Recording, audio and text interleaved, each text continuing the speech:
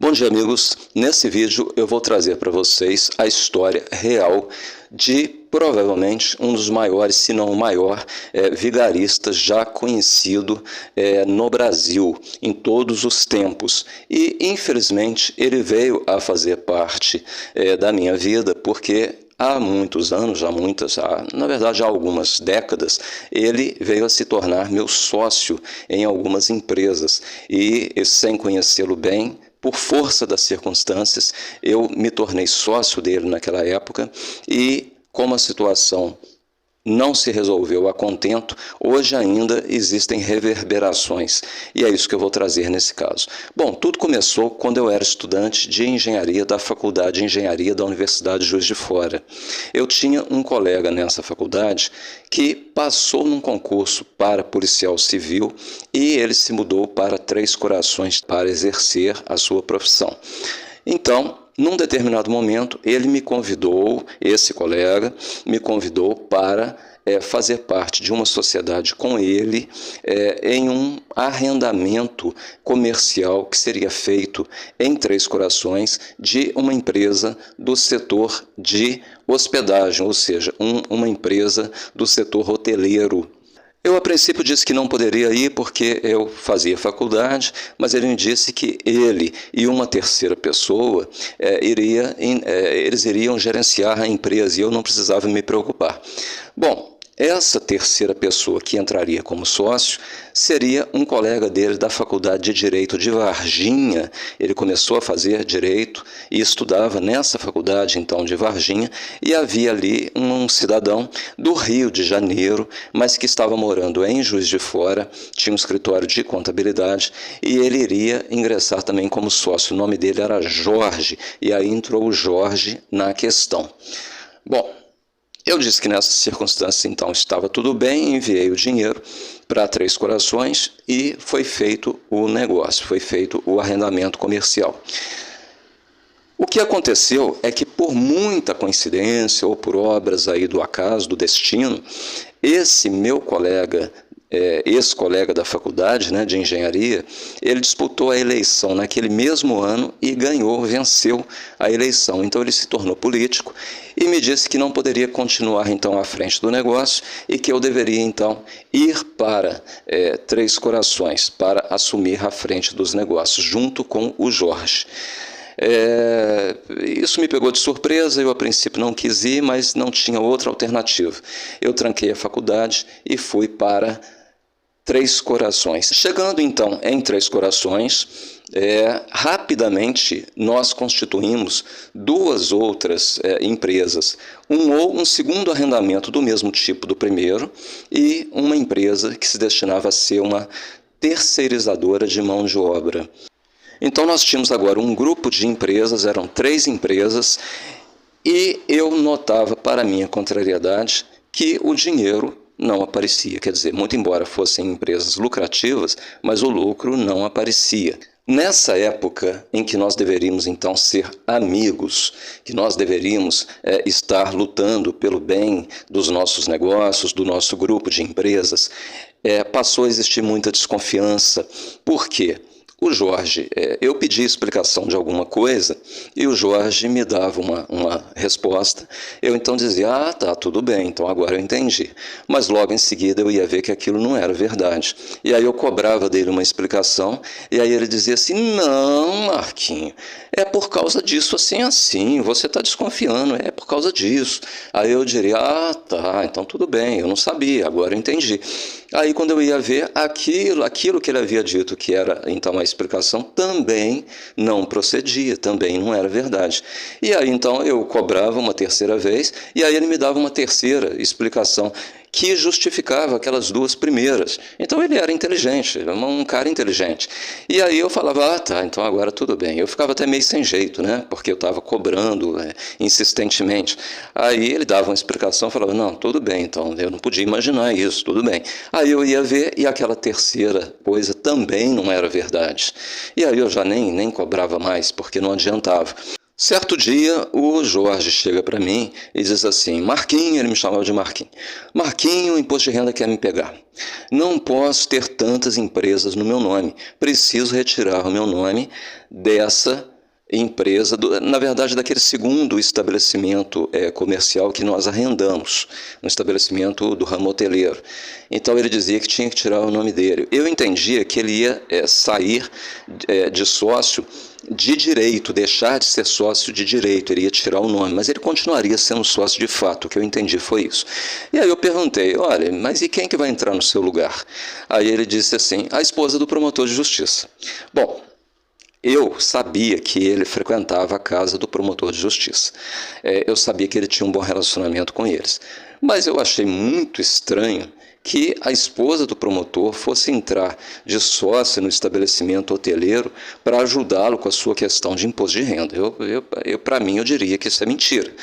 Então, eu fiquei com a alteração e fui investigar. Eu encontrei uma terceira pessoa que tinha conhecimento com a família do promotor, e eu perguntei então qual era o nome e sobrenome da esposa do promotor.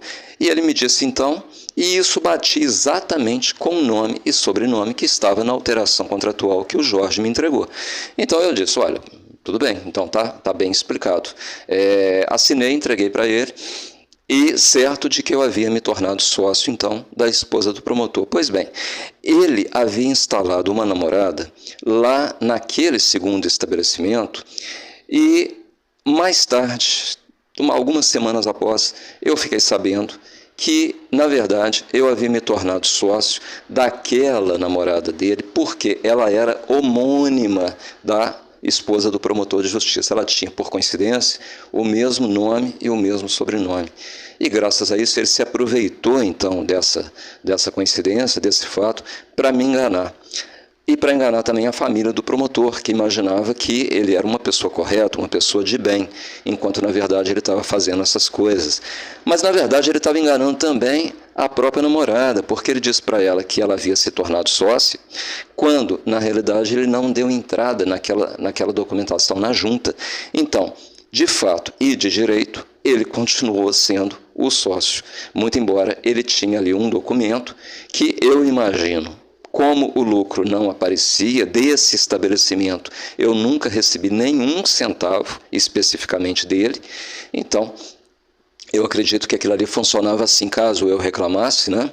Caso eu acionasse alguma coisa, ele teria aquele como um álibi, ele diria assim, não, mas acontece que quem é sócio é ela, e aí ele jogaria para cima dela, caso houvesse uma ação na justiça. Então, ele é ladino. Vamos para o próximo caso. Continuando o caso, nessa época ele começou a instalar então pessoas que chegavam de surpresa, não se registravam no estabelecimento, não havia registro, elas não pagavam nada para ficar ali e elas ficavam escondidas sem sair do quarto, ficavam vários dias e de repente então elas iam embora e desapareciam da mesma forma que apareceram. Eu questionava o Jorge quem eram aquelas pessoas e ele não dava uma explicação razoável, ele dizia qualquer coisa e saía pela tangente, e eu já sabia que não adiantava questioná-lo porque ele não falava a verdade. Aquilo me preocupava, aquelas pessoas, quem seriam aquelas pessoas? E, além disso, ele instalou um sujeito lá que ele disse que chamava Marcos, meu xará, e que certa vez eu peguei documentos que estavam assinados por esse Marcos e estavam com a minha assinatura falsificada. Eu questionei o Jorge e ele não deu explicação melhor e depois esse Marcos desapareceu também. Eu imagino que aquilo ali também era para reforçar a situação dele, Jorge, porque caso eu acionasse, falava, onde é que está o dinheiro desse negócio? Aí ele diria assim, não, mas você era o gerente. Aí ele me apresentaria aquela documentação assinada pelo Marcos, quer dizer, como se fosse assinada por mim, com a minha assinatura. Eu estou contando esse caso aqui agora, mas ele pode ter acontecido antes dos casos que eu já narrei aqui. Eu não tenho cronologicamente a definição exata de quando aconteceu. Mas o Jorge chegou para mim num determinado dia e disse assim, Marquinhos, nosso grupo vai ter uma empresa de ônibus. Aí eu falei assim, como é que é? Eu não podia entender aquilo, né? De onde que ia sair os ônibus? Nós não éramos uma empresa de ônibus. Aí ele falou assim, acontece que a cidade vizinha de Cambuquira, ela não tem linha de ônibus e a população lá da cidade precisa de uma linha de ônibus. Então nós vamos colocar um ônibus lá naquela cidade. Aí eu falei assim, mas de onde que vai sair esse ônibus? Ele falou, não, deixa isso comigo, não tem problema. Aí eu falei assim, mas e a legalidade disso? Ele falou, não, está tudo certo, tudo resolvido, não se preocupa. Aí ele me chamou para ir em Juiz de Fora, e nós fomos no meu carro, e chegando lá ele me pediu para deixá-lo em um escritório de um empresário de ônibus, talvez o maior empresário de ônibus de Juiz de Fora naquele momento. Eu o levei, voltei para buscá-lo depois e ele disse assim, Marquinhos, nós já temos a nossa linha de ônibus. Aí eu não acreditei muito, passou alguns dias, ele me disse que o ônibus já estava circulando lá naquela cidade.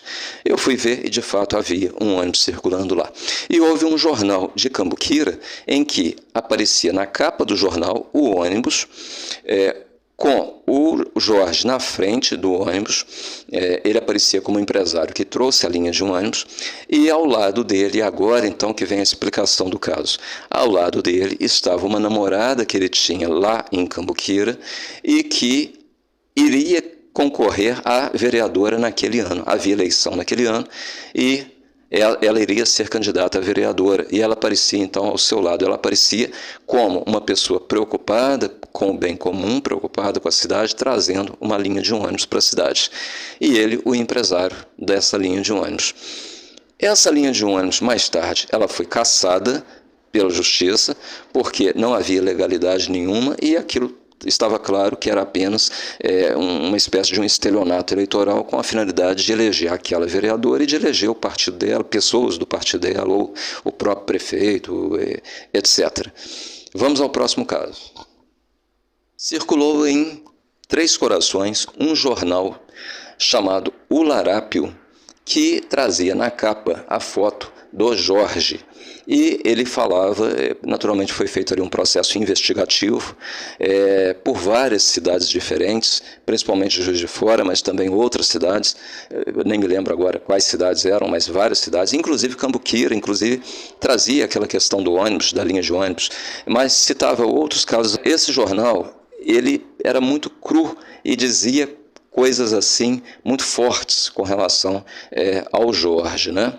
Inclusive o Jorge, ele posteriormente veio a se defender e disse que uma das coisas lá do jornal, que aquilo não é... Aliás, ele disse que tudo que estava no jornal era mentira. E ele disse que uma das coisas, especialmente, não seria verdade. E hoje eu acho que ele tinha razão. Nessa coisa específica que ele disse, aquilo especificamente não era verdade. Mas uma coisa que falava de médicos, de envolvimento com médico, isso aí eu acredito que ele tinha razão. O jornal errou nisso. No entanto, 99% do que o jornal falava era verdade, pelo menos pelo que eu sei. Era verdade de fato, então o jornal ele não podia ser considerado um jornal mentiroso. Eu vou ler aqui um pequeno trecho. Eu já vou adiantando que eu não tenho o jornal comigo, isso aqui é apenas uma cópia, e isso também não vai ficar aqui, não adianta invadir meu apartamento para pegar, porque como o meu apartamento já foi invadido e vários documentos, inclusive assinados pelo Jorge, isso foi furtado, mas não adianta tentar agora com esse documento, porque isso não vai, então, aparecer. Não vai ficar aqui. Eu imediatamente vou... Aliás, essa cópia eu vou, inclusive, destruir. Então, o jornal dizia o seguinte.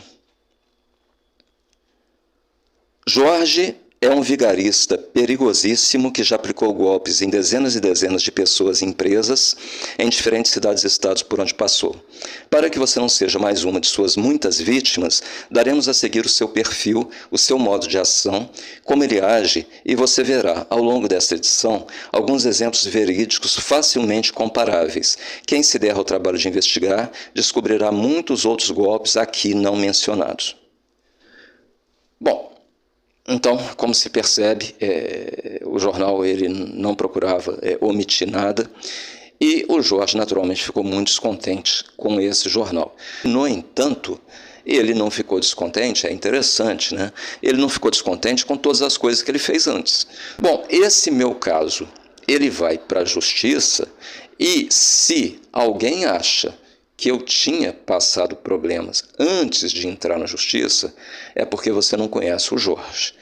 Uma vez que eu entrei na justiça contra ele, uma vez que ele foi acionado, então aí é como se ele dissesse assim: agora você vai conhecer o Jorge. Você ainda não conhecia o Jorge, agora você vai conhecer.